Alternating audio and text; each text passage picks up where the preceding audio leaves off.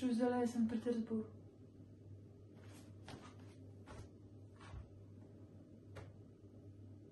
Je vais jouer à Sim.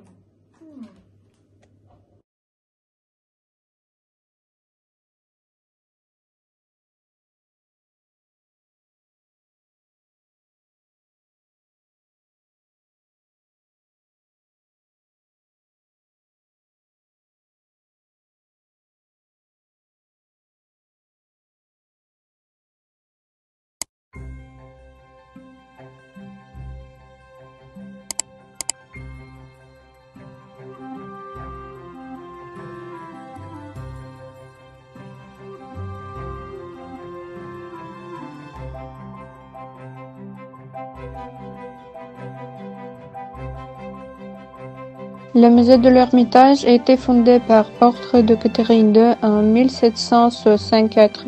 Dans les salles et les dépôts de l'Ermitage se trouvent environ 3 millions d'œuvres d'art et de monuments de la culture mondiale.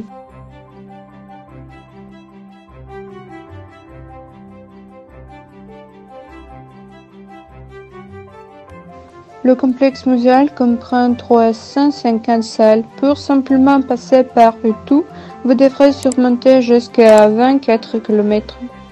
C'est l'Ermitage qui est la plus grande galerie d'art du monde.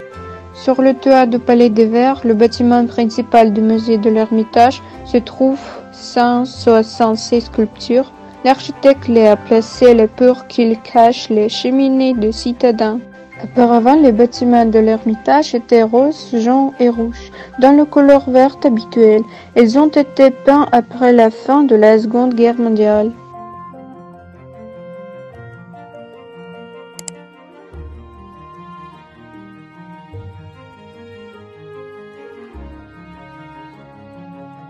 Officiellement, la cathédrale Saint-Isaac s'appelle la cathédrale Saint-Isaac de Dalmatie et est l'un des 4 temples qui lui sont consacrés. Parmi toutes les églises orthodoxes de Saint-Pétersbourg, c'est la plus grande. La conception de la cathédrale Saint-Isaac a été confiée au célèbre architecte français Auguste Montferrand. La construction de la cathédrale Saint-Isaac a duré près de 40 ans.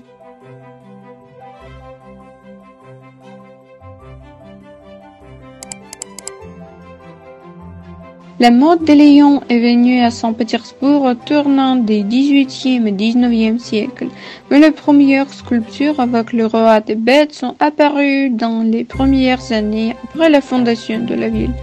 Les lions de l'île de la Jeanne ont été les premières colonnes de la gare de fer qui se sont installées à Saint-Pétersbourg.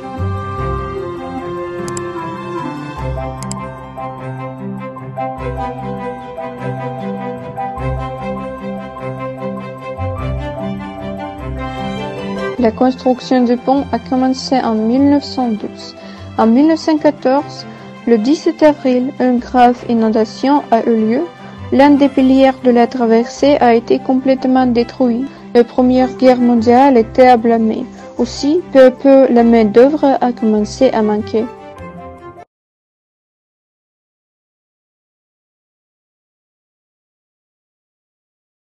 Quelle belle vie de Saint-Pétersbourg!